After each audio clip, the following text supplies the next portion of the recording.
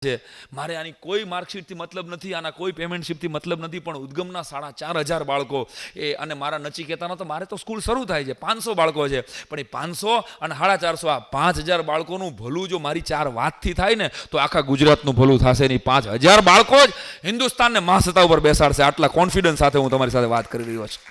We are the last generation સાહેબ. હવે જો આપણે નહીં ચેતીએ તો આપણે એવી ખતરનાક સિસ્ટમને ફોલો કરી રહ્યા છીએ. ચારેય બાજુ એવું ખતરનાક વાતાવરણ છે કે જે મને ને તમને 10મા ધોરણમાં ખબર નહોતી પડતી. યાદ કરો, એ બધા જ મુદ્દા અત્યારે 7મા ધોરણની દીકરીને ખબર છે. આ તમે રિયલાઇઝ કર્યું હશે, મારે કાંઈ આ વિષયો ખોલવાની જરૂર નથી. એટલા અપડેટ. જુવાન સીધા છોકરા જુવાન થાય છે સાહેબ. એની મુગ્ધાવસ્થા વહી ગઈ, એની કિશોર અવસ્થા વહી ગઈ, બાળકમાંથી સીધો છોકરો કે છોકરી યુવાન થઈ રહ્યા છે. આ એવી ખતરનાક ઘટના છે સાહેબ.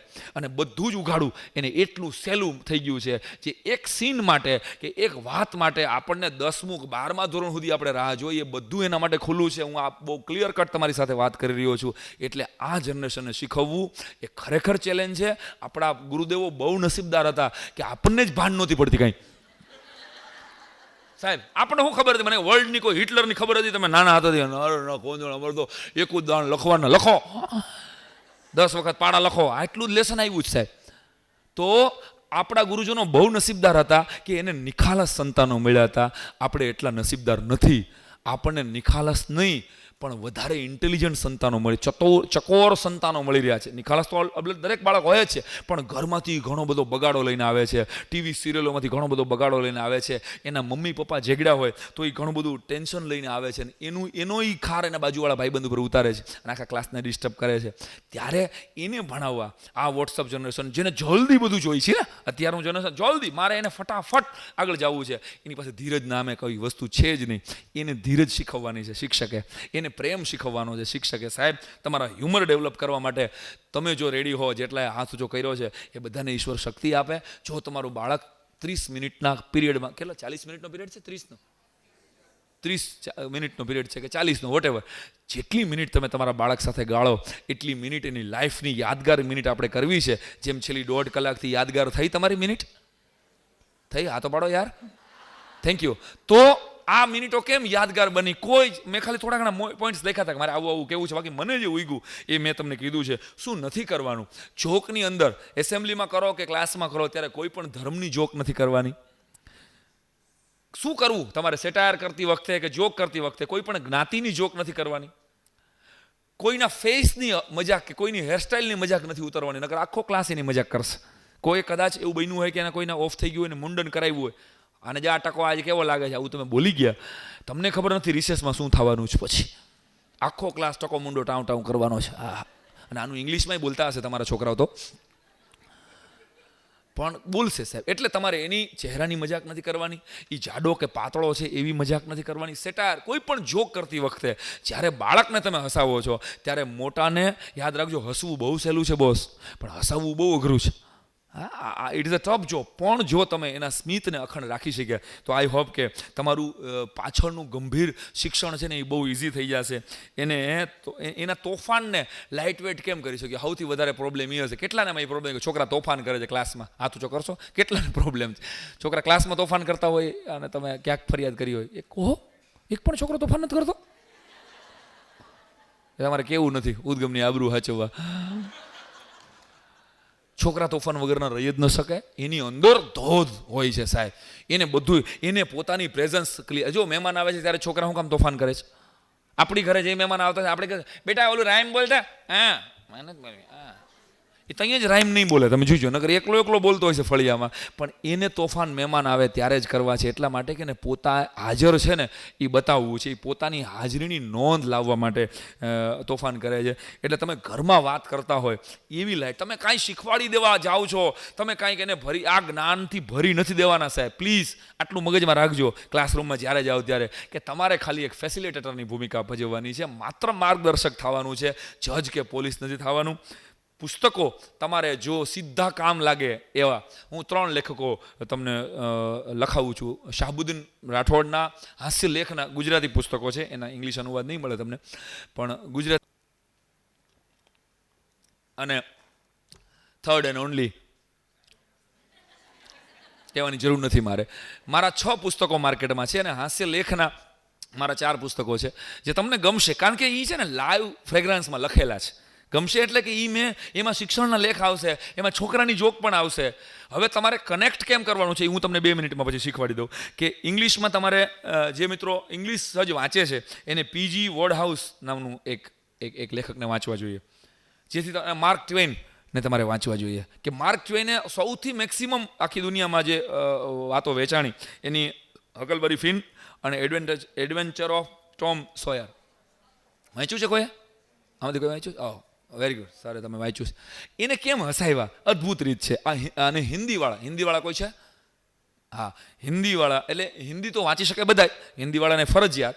પુલ દેશપાંડે મરાઠી લેખક છે, બહુ સરસ સેટાયર. આપણે જેમ જ્યોતિન્દ્ર દવે થઈ ગયા મનનભાઈ, એમ મરાઠીમાં પુલ દેશપાંડે બહુ ભાત કે લોગ નામનું એક પુસ્તક લખ્યું છે. બહુ ફેવરિટ, મરાઠી કોઈ પણ વાંચ્યું હોય એનું હિન્દી અનુવાદ મળશે. હરિશંકર પરસાઈ, જેને હિન્દીમાં તમને આ લોકો કામ લાગી શકે. પીજી વોર્ડહાઉસ, ફરીવાર શાહબુદ્દીન રાઠોડ, જગદીશ ત્રિવેદી, સાંઈરામ દવે, પીજી વોર્ડહાઉસ, માર્ક ટ્વેઇન, પુલ દેશપાંડે, હરિશંકર પરસાઈ, હિન્દીમાં શરદ જોશી, કાકા હાથરસી, સેલ ચતુર્વેદી. હવે ચાર્લી ચેપ્લિનના એપિસોડ કોણે જોયા છે આમાંથી? હાથ ઊંચો કરશો. 90%. Thank you. ક્યાંય ભણવામાં આવે છે? જર્મની કે બીજું વિશ્વયુદ્ધ આવે છે? મને ખબર નથી ઇંગ્લિશના સિલેબસની. બીજું વિશ્વયુદ્ધ ભણવામાં આવે છે? કોક તો હા કે ના તો પાડો. આ પેલું વિશ્વયુદ્ધ આવે છે અથવા યુદ્ધ આવે છે? ભણાવવાનું જ હોય ને, યુદ્ધ જ ભણાવ્યા, ગુલામી ભણાવવાની હોય ને કાંઈ યુદ્ધ ભણાવવાનું હોય. આપણી સિસ્ટમમાં બીજી કઠણાઈ તો એ છે કે એને ક્યાંય પણ કાલો એમાં નથી પડતા. હું ભણાવવું જોઈએ કારણ કે એ પછીનો વિષય છે. યુદ્ધ ભણાવવાનું આવે ત્યારે ચાર્લી ચેપ્લિનનો ધ ડિક્ટેટર નામનો આખો એપિસોડ એને હિટલર ઉપર બનાવેલો છે. આ કદાચ બહુ ઓછાને ખબર હશે કે ધ ડિક્ટેટર એને આખું હિટલરની કોપી મારેલી છે. હિટલર હાલતા પડી જાય. હવે તમે આનો ઉપયોગ હિટલરને ભણાવવા માટે કેવી રીતે કરી શકો એ તમારે મારે વિચાર. આપણે કનેક્ટ કરતા શીખવાનું છે ખાલી કે આ સાંઈરામનો કે સાબુદ્દીન સાહેબનો જે લેખ છે એને હું મારા કયા સબ્જેક્ટ સાથે જોડી શકું. તો મારી જે પહેલી 1 મિનિટ છે ને એ થોડીક ફ્રેગ્રાન્સવાળી થાય, થોડીક બસ તાજગીવાળી થાય. આગલી ટીચર ખીજાણી હોય, આગલા ટીચર કદાચ ગણિતનો કે વિજ્ઞાનનો અઘરો પાઠ લઈ ગયા હોય અને પાછળ મારે ગુજરાતી ભણાવવાનું છે. પાછળ કઠણાઈ છે કે 3-4 પીરિયડવાળા જ મરી જાય છે. તમે જોજો, પહેલા પીરિયડવાળા તો ડિસિપ્લિનમાં હોય છે, બીજા પીરિયડ લગી વાંધો નથી, પણ 3જા પીરિયડ પછી એને રિસેસમાં છોકરા રમી આવે પછીનો જેટલો પીરિયડ હશે ને તમારો સૌથી કઠણમાં કઠણ. એમ આઈ રાઈટ? સૌથી કઠણમાં કઠણ પીરિયડ એ હશે કારણ કે એનું મગજ ત્યાં રમે છે અને એનું શરીર ફરજિયાત એટલે તમારા ટીચરે એવી રીતે જ કદાચ ગોઠવું હશે કે ટીચર રિસેસ પછીના પીરિયડ થોડાક હળવા હોય.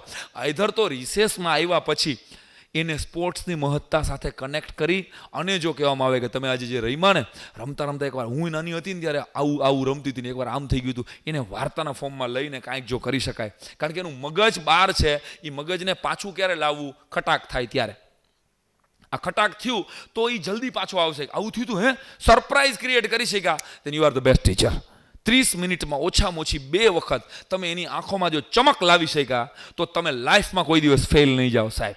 આવું હોય. આ બધી વાતો કાંઈ પહેલી વાર તમે નહોતા સાંભળતા. કદાચ આના ઘણા બધા સ્લોગન આજે હું બોલ્યો 1.5 કલાકમાં એ તમે ઓલરેડી સાંભળ્યા જ હોય, પણ છતાંય તમને જે સરપ્રાઈઝ થયું આવું હોય. હા, કોઈ આપણને કહી જાય. આમાં કોકે જ કહેવું પડે. હનુમાનજીમાં પૂરેપૂરી તાકાત હતી જ, એ દરિયો ટપી શકે એમ, પણ જાંબુવંતે કીધું કે હનુમાન ઉડ, તું જઈ શકે છે 7 સમુદ્ર પાર ને તું લંકામાં જઈ અને આખી લંકામાંથી સીતાજીને ગોતી શકે છે. આવો કોન્ફિડન્સ જાંબુવંતે આપ્યો. એમ હું આજે જાંબુવંત થઈને તમને કહેવા આવ્યો છું કે you can do it. 1000 Abdul કલામને આપણે જન્માવી શકીએ ઉદ્ગમ સ્કૂલમાંથી. 1000 આપણે ટોપર્સને જન્માવી શકીએ સાહેબ, ટેલેન્ટેડ લોકોને જન્માવી શકીએ. આ જાંબુવંતનો ચીંટીઓ છે સાહેબ. આટલું યાદ રાખજો. આ કોઈ જ્ઞાનની ચર્ચાઓ નથી. તમે બધા બગડી ગયા છો ને હું તમને સુધારવા આવ્યો છું. એટલા માટે કોઈ દિવસ ટ્રેનિંગ નથી હોતી. ફરીને કહું છું, હું નહીં, મારા પછી કોઈની પણ ટ્રેનિંગ આવે એની ટીચર્સે રાહ જોતા થાય ને જ્યારે, ના ભાઈ સારી વાત શીખવા મળે. અરે સારું કામ અને સારી વાત તો તમને સિસ્ટમનો પટાવાળો પણ શીખવી શકે સાહેબ. કેમ ભૂલી જાઓ છો તમે? તો એની પાસેથી શીખવાની તો તૈયારી રાખો. આપણે શિક્ષક છીએ અને શિક્ષક લાઈફ ટાઈમ શીખે છે. દરેકને ચાર્લીથી માંડીને સાંઈરામ સુધીના કન્ટેન્ટને અનુરૂપ પોઈન્ટ્સ તમે તમારી પર્સનલ ડાયરીમાં નોંધો. કોમેડીના કયા પોઈન્ટ્સ તમે એને કામ કરી શકો. ઇનોવેટિવ લેસનનો જે કોન્સેપ્ટ હું મારી સ્કૂલમાં મૂકી રહ્યો છું ચોકસી સાહેબ, એ કદાચ તમને ગમશે કે એનું લેસન એને બોરિંગ છે. આ હું વાત કરી રહ્યો છું એ પ્રી પ્રાઇમરી અને 1 to 5 સીધી બેસી શકાય એવી છે. ઉપર માટે તમારે થોડુંક મંથન કરવું પડશે પ્રિન્સિપાલ મેડમને કે 5-8 પછીના છોકરાઓને, કારણ કે 10માં-12માં તો માર્કશીટ ઓરિએન્ટેડ જ તમારે લેસન આપવાનું હોય છે, એને આપણે નથી અડતા, પણ ક્રિએટિવિટી કેવી રીતે ડેવલપ કરી શકાય, એનું લેસનનું બોરિંગ કેવી રીતે બહાર કાઢી શકાય. તો હું મારી સ્કૂલમાં જે મેં 1-2 કોન્સેપ્ટ મૂક્યા છેલ્લે હું ફટાફટ તમને કહી દઉં. ઇનોવેટિવ લેસનનો એક કોન્સેપ્ટ કદાચ મેં મૂક્યો, આમ તો આખા ગુજરાત ગવર્મેન્ટે મૂકેલો છે, પણ એમાં મેં મારા આઈડિયા એવા થોડાક મૂક્યા છે કે હું જે છોકરો જે જ્ઞાતિમાંથી આવ્યો હોય ને એને 1 અઠવાડિયાનું એક જ લેસન આપું છું. ખાલી 1 અઠવાડિયાનું લેસન એ છે કે એને એના મમ્મી પપ્પાને પૂછી અને એના પરિવારનો આખો આંબો ગોતવાનો છે. એટલે હવે એ તો ક્યાંય ભણવામાં આવતું નથી. આપણી કઠણાઈ એ છે કે આપણે રૂટ સાથે કાપી નાખ્યા છોકરાઓને. એને ગુજરાતીપણાનો ક્યાંય આપણે એને કહેતા જ નથી કે તું ભલે તમે ઇંગ્લિશ મીડિયમમાં ભણાવો, પણ ગુજરાત શું છે, ગુજરાતીઓ શું છે, ગુજરાતે કઈ રીતે પ્રગતિ કરી, ગુજરાતને કેવી રીતે મહારાષ્ટ્રમાંથી જુદું પાડવામાં આવ્યું, આની વાત જો અંગ્રેજીમાં પણ તમે લાઈફમાં કોઈ દી નહીં કહો તો યાદ રાખજો એને આ માટી સાથે કોઈ દી મોહબ્બત નહીં થાય. એ સીધો ન્યૂઝીલેન્ડ કે અમેરિકાનો વેઇટિંગ વિઝાવાળો સિટીઝનશીપ બનાવશો તમે ઉદ્ગમમાંથી. સો પ્લીઝ આટલું મગજમાં રાખજો કે એને તમારા આપણા ભારતના અને ગુજરાતના મૂળ સંસ્કારોની પ્રવાહિતા સાથે એની હાવ રમતા રમતા તમારે એને જોડવા પડે. આ કામ દરેક ટીચરે થોડું વેચી લ્યો. 10% જ કામ આવશે. 1000% કામ, 3500% કામ તમે કરી શકશો. 10% તમારે વિચારવાનું છે. તમે લાઈફમાં લખી લ્યો એવા 2-4 પુસ્તકો કે જે તમારે વાંચવા જોઈએ. એક તો સાયન્સના ટીચર કેટલા છે આમાં? સાયન્સના જેટલા પણ ટીચર છો એ લોકોને બહુ મજા પડી જાય એવું, અથવા તો તમને બધાને ખરેખર મિનિટે સરપ્રાઈઝ થાય એવું પુસ્તક એક તમને લખાવું છું. હિન્દુ માન્યતાઓનો વૈજ્ઞાનિક આધાર, ડૉક્ટર ભોજરાજ દ્વિવેદી, જયપુરના. આ પુસ્તકો લાઇબ્રેરીમાં પણ વિધાઉટ ફેલ 5-5 કોપી મગાવજો. ન મળે તો મને કહેજો, હું ગોતી દઈશ. કદાચ બહાર બહુ પ્રાપ્ય નથી. આ હિન્દુ માન્યતાઓનો વૈજ્ઞાનિક આધાર, ડૉક્ટર ભોજરાજ દ્વિવેદી એના લેખક છે. અને એનું બીજું પુસ્તક હિન્દુ માન્યતાઓનો ધાર્મિક આધાર, ડૉક્ટર ભોજરાજ દ્વિવેદી. અને ત્રીજું પુસ્તક એનું નથી પણ બીજા લેખકનું છે, ધર્મ કભી વિજ્ઞાન થા હૈ ઓર રહેગા. હવે આ એથિક્સ, આ કોઈ શાસ્ત્રોના પુસ્તકો આ છે મુકેશ પંડ્યા, આનો લેખક છે. ફૂલછાબના મુંબઈની કોલમ લખે છે આ માણસ.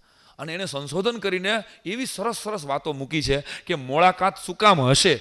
600 વર્ષ પહેલાં આપણા દેશમાં રિવાજો આજે આવ્યા એની પાછળના કારણો શું હશે. એને સરસ જજમેન્ટ કર્યું છે કે મોળાકાત, હવે કોઈ તમારી કે મારી દીકરી હવેના સમયમાં ભણે છે, હવે અમે લોકો ભણે, અમે નથી મોળાકાત, પણ મોળાકાતનું સાયન્સ શું, તો એણે એવા સરસ મુદ્દાઓ એમાં કીધા છે કે મોળાકાત જુવારા છે ને એ વાવવાના હતા. આમાં કોઈ રહ્યા છે નાનપણમાં મોળાકાત કર્યા છે? હા, 90%. સારું કહેવાય. લ્યો, તમારા છોકરા કેટલાના છોકરાઓએ મુલાકાત કર્યા? દીકરીઓએ? અરે વાહ, 2%. જોયું ને, ટકાવારી ઘટી ગઈ. 70% બહેનોએ મુલાકાતનું વ્રત રહ્યા હતા, પણ 2% બહેનોના દીકરીઓ મુલાકાત, કારણ કે નવી જનરેશન સુધી આપણે આ કનેક્ટ નથી કરી શક્યા કે મુલાકાતની એની લાઈફમાં ઉપયોગિતા શું છે. મોળાકાત ગ્રીન બ્લડ છે. મોળાકાતમાં જુવારાનો જ્યુસ પીવાનો હતો સાહેબ, જે આપણે મંદિરે મૂકીએ છીએ. મોળાકાતના જુવારા જે એક નાના એવા કુંડામાં ઉગાડવાના હતા, એ બિયારણની ચકાસણી હતી સંદીપભાઈ. આખા વર્ષમાં ખેતી કેવી રીતે કરવી, આના ઘઉં પહેલાં દીકરીના હાથમાં કુંડું રાખીને એમાં વાવવામાં આવે ને એ ઘઉં કોઈ પણ જાતના કેમિકલ વગર સરસ ઉગે તો ખેડૂતના દીકરા એટલું નક્કી કરી લાગતો હવે વાવવામાં વાંધો નથી. આ બિયારણની ચકાસણી હતી પહેલો મુદ્દો સાયન્સનો. બીજો મુદ્દો, અમેરિકાની ગવર્મેન્ટ મેડિકલ સાયન્સ અત્યારે એને ગ્રીન બ્લડ કહે છે. જુવારાનો જ્યુસ તમે કદાચ કહેજો, કોઈને કીધું હશે બ્લડના જેને સેલ્સ ઓછા હશે. હવે અત્યારે છેલ્લે કહે છે લાખો વર્ષો પહેલાં મોળાકાત આપણા વડીલોએ એટલે મૂકી હતી કે એમાં મોળાકાતમાં 7 કે 8 વર્ષની દીકરી જો એક વખત જુવારાનો જ્યુસ વર્ષમાં પી જાય અને એવું 7 થી 14 વર્ષની વચ્ચે એ 7 વાર કરે, 14 વર્ષે લગ્ન થઈ જતા હતા. કેમ યાદ કરો, ભૂલી જાઓ છો તમે? આપણા દેશમાં 14 વર્ષે તો બાળ લગ્નની પ્રથા હતી અને 14 વર્ષે એનું શરીર લગ્ન માટે તૈયાર થઈ જાય. 15 વર્ષે યાદ કરો, તમારા ને મારા દાદીમાં પહેલાં કે 16 વર્ષે તો પહેલાં સંતાનને જન્મ આપી દીધો હતો. જરાક પાછા જાઓ, ઘરે પૂછજો એટલે ખબર પડી જશે. અને 8 સંતાનોને જન્મ આપ્યા અને છતાંય દાદીમાં 70 વર્ષે તમારા કરતાં વધારે સ્ટેમિના વાળા છે. શું થયું સાહેબ? એક ઘંટી ફેરવતા હતા એટલે એને કોઈ દિવસ સિઝેરીનો સવાલ જ નહોતો સાહેબ. આ સાયન્સ બધા લખેલા છે આ પુસ્તકમાં, જેમાંથી હું જાહેરમાં કહું છું આ મુદ્દા કે ગ્રીન બ્લડ જેનું 7 વખત રિફાઇન થઈ જાય 7 વર્ષની દીકરીને, એનું શરીર 14 વર્ષે દીકરાને જન્મ આપવા માટે તૈયાર થઈ જાય, આખું બ્લડ પ્યુરિફાઈડ થઈ જાય. એટલા માટે મોળાકાત ઇઝ ધ ટોપ પર સાયન્સ થિંગ સાહેબ. પણ આપણે એને ધાર્મિક બનાવી અને સાઈડ કરી નાખ્યું. હવે આ વાતો જો આપણે મિશનરી સ્કૂલો તો ખાલી કોઈ દી નથી કહેવાની સાહેબ, પણ મને ઉદ્ગમ પાસે અપેક્ષા એટલે છે કે આ એક હિન્દુ ધર્મની સ્કૂલ છે સાહેબ. આપણે કોઈ કટ્ટર કોઈને નથી બનાવવા, આપણે પણ ટટ્ટાર તો બનાવી શકીએ. ક્રિસમસનો છોડ તમારો સંતાન પ્રેમથી વાવે એમાં મને કાંઈ વાંધો નથી સાહેબ, પણ સાલો તુલસીના છોડને ઉખેડીને જો ક્રિસમસનો ટ્રી વાવતું હોય ને તો this is the red alert.